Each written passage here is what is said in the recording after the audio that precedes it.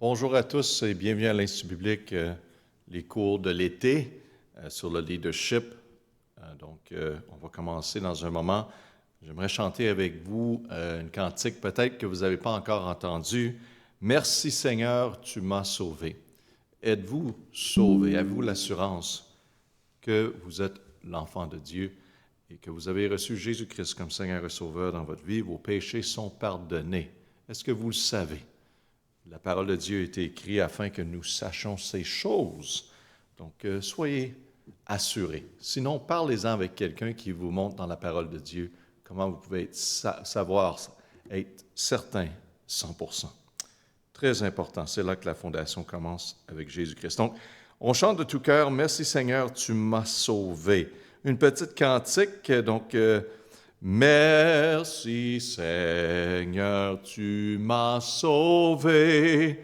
Merci Seigneur, tu m'as donné la victoire sur le péché. Prends-moi car en toi j'ai tout trouvé. Une autre fois. Merci Seigneur, tu m'as sauvé. Merci Seigneur, tu m'as donné la victoire sur le péché. Prends-moi car en toi j'ai tout trouvé. Amen. Gloire à Dieu. Père éternel, on te rend gloire pour qui tu es.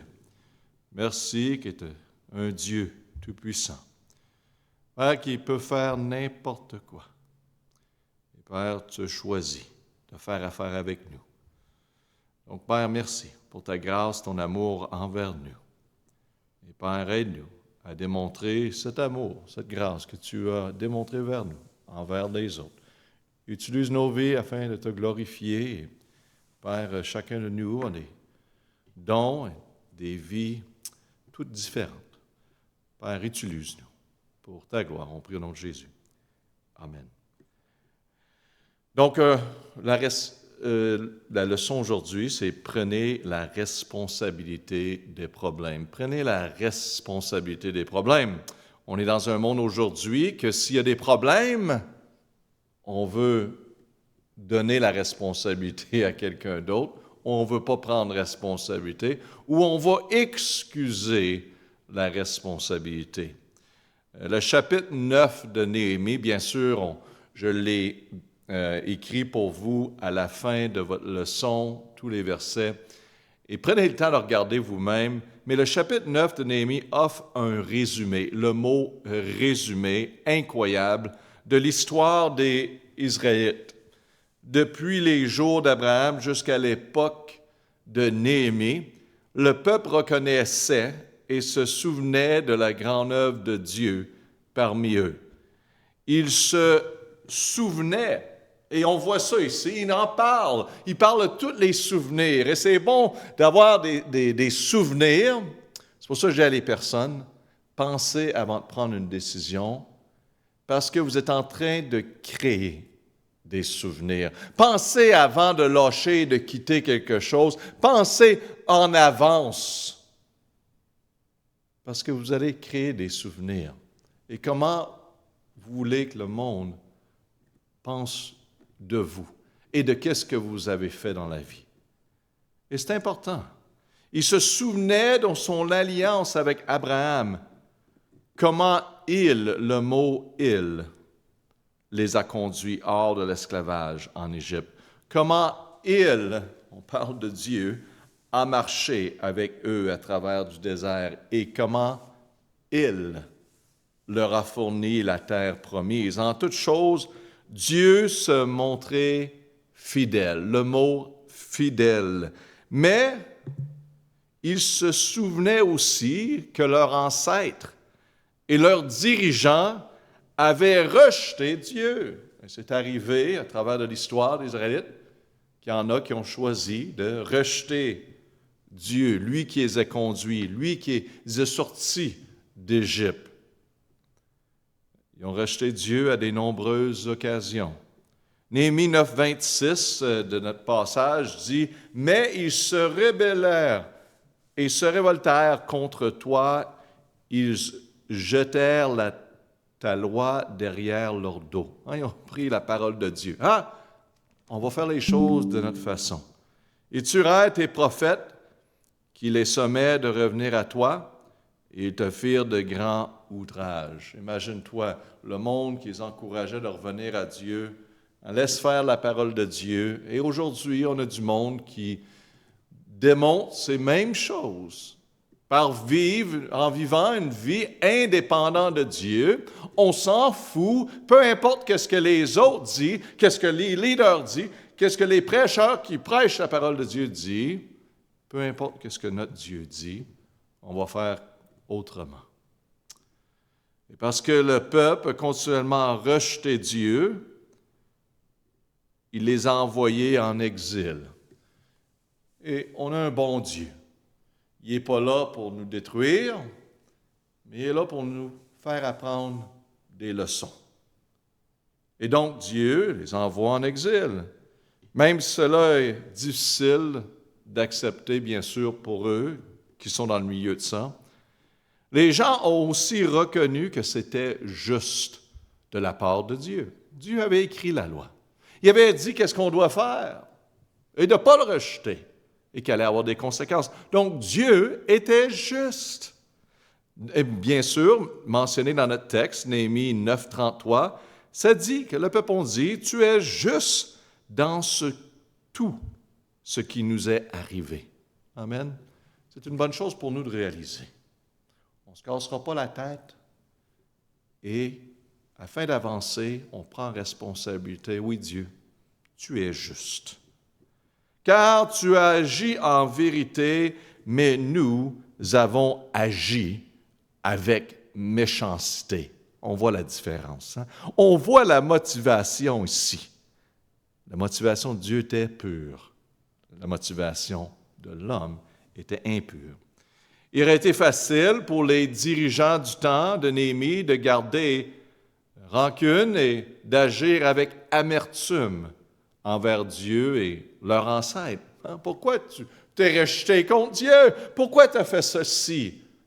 Dans la vie, il y en a qui vont dire, ils vont regarder vers leurs parents, les ancêtres, et pourquoi tu ne nous as pas dit de ne pas faire cela? Ou pourquoi tu ne nous as pas enseigné ces bonnes choses?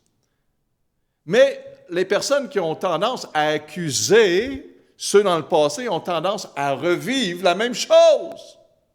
Ça, c'est un problème. Et tu sais, dans la vie, on a vécu des moments difficiles, bien sûr, certains d'entre vous, mais prenez le bon à travers du mauvais. Et faites de quelque chose de votre vie afin de glorifier Dieu, afin de changer cet héritage pour la gloire de Dieu. Et prenez le bon, parce qu'il y en a du bon à travers de tout ça. Donc, il aurait été facile pour les dirigeants du temps de garder cette amertume. Au lieu de cela, ils ont pris le mot « pris responsabilité » de problèmes et engagé à les résoudre. Donc, le mot « pris » et « résoudre ». C'est une chose de dire, regarde, oui, je suis responsable pour cela. Mais c'est une autre chose de trouver une solution pour les résoudre. Et gloire à Dieu. Ça, c'est le leadership, mes amis. Et peu importe dans quel milieu vous êtes, pas seulement de dire, ouais, c'est vrai, mais voici une solution qu'on pourrait faire. Et je vais m'engager.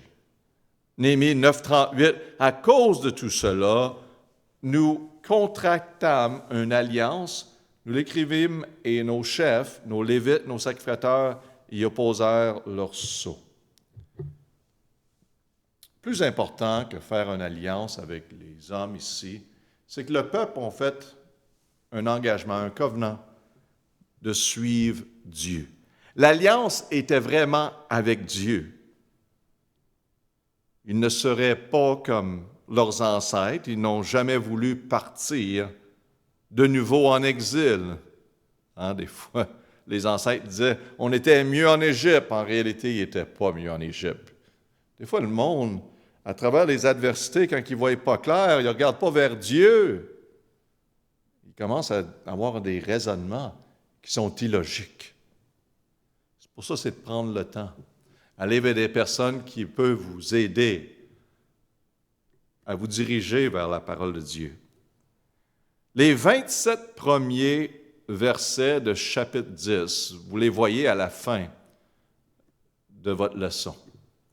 Et vous allez voir une liste de plusieurs noms, toute une liste de noms. Et c'est les noms des chefs qui ont signé, le mot signé, l'alliance. Et qu'est-ce que j'aime à propos de cette liste-là, c'est que le nom de Néhémie était en tête de la liste. C'est parce que les leaders efficaces, le mot leader efficace, prennent la responsabilité de leur situation. Néhémie dit, moi, je vais prendre responsabilité. Peut-être que vous avez causé, le mot causer le problème, en voulant dire que vous êtes responsable. Ou peut-être que tu n'y es pour rien. Vous n'avez rien à faire, le mot rien. Vous n'avez rien à faire. Ce n'est pas vous. Mais vous êtes dans une position de leadership, bien sûr. C'était un jeune ou quelqu'un à l'église ou dans une équipe.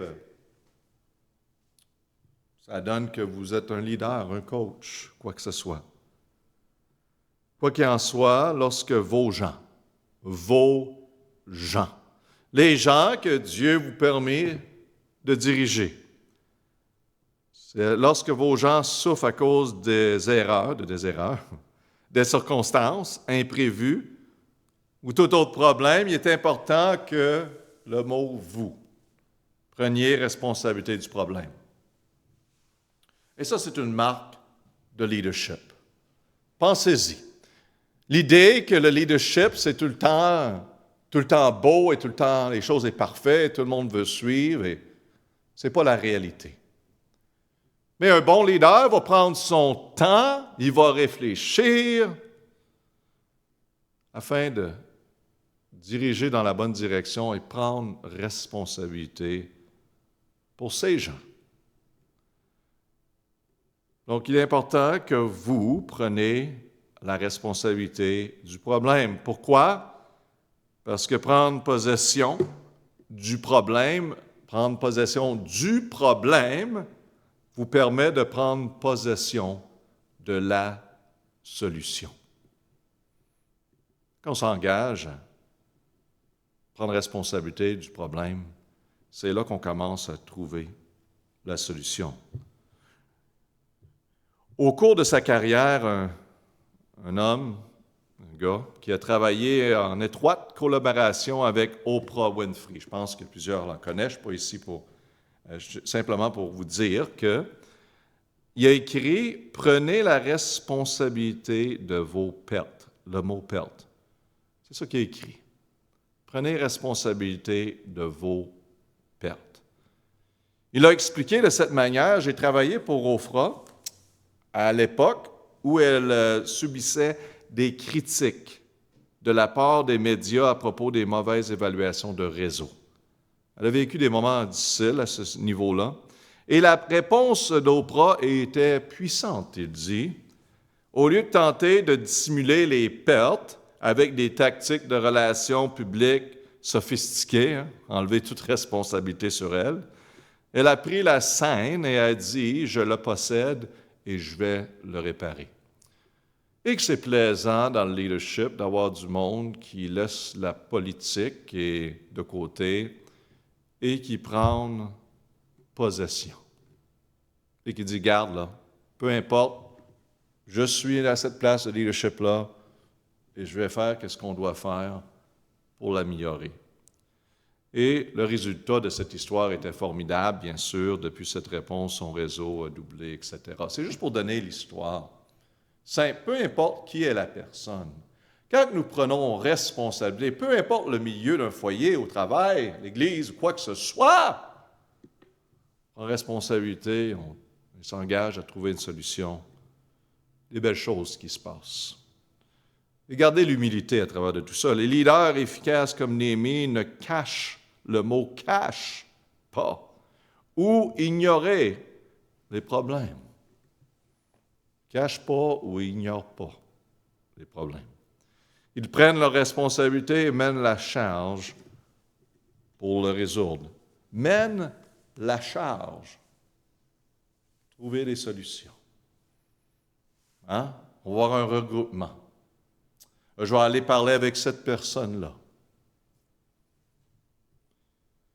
Dans les milieux d'église, j'ai vu des églises faire des choses d'une façon d'abaisser le monde. C'est pas correct. Dans un milieu de travail, dans un milieu de quoi que ce soit, dans un milieu de sport, il faut le faire de bonne façon, avec humilité. Et on fait notre mieux pour protéger la réputation des autres, bien sûr. Il faut trouver des solutions. L'exemple ultime, le mot ultime de cela, bien sûr, est Jésus. Ultime est Jésus. Le péché n'était pas sa faute, mais il a pris la responsabilité du péché du monde sur lui-même. Il a pris la responsabilité, ce n'était pas à lui. Il est mort sur la croix pour prendre la pénalité et la culpabilité pour nos péchés. À cause de cela, nous n'avons pas besoin de cacher nos défauts ou nos erreurs. Peu importe ce que nous faisons, si nous nous repentons et croyons en lui, alors nous avons la rédemption en Jésus-Christ. Donc, nous sommes en liberté. Et la façon que Dieu nous a montré de faire face à la vie telle qu'elle. Et de s'engager, et même si ce n'est pas notre faute, mais on est dans la position de dire, regarde, on y va, on trouve une solution. C'est merveilleux, hein? Je vais vous dire, à travers de l'histoire de ce monde, les personnes, les leaders, qui ont pris responsabilité, qui ont trouvé des solutions, on s'en souvient. À cause de cela, nous devrons être les premiers à prendre la responsabilité, même quand les choses tournent mal. Amen. Allons-y, mes amis. Le leader prend la responsabilité quand il y a des problèmes. On va prier, Père éternel, merci pour cette simple leçon. Oh, que tu nous aides, Père, dans un monde qui aime bien ça s'impliquer, mais quand il y a des problèmes, et quand il y a du travail à résoudre ces problèmes, souvent ils quittent. Donc, aide-nous comme leader. Faire confiance en toi, premièrement. T'honorer. Et Père, de prendre responsabilité, comme on voit ici dans l'histoire avec Néhémie. Afin que tu sois glorifié, bénis ce temps. On prie au nom de Jésus. Amen. Amen.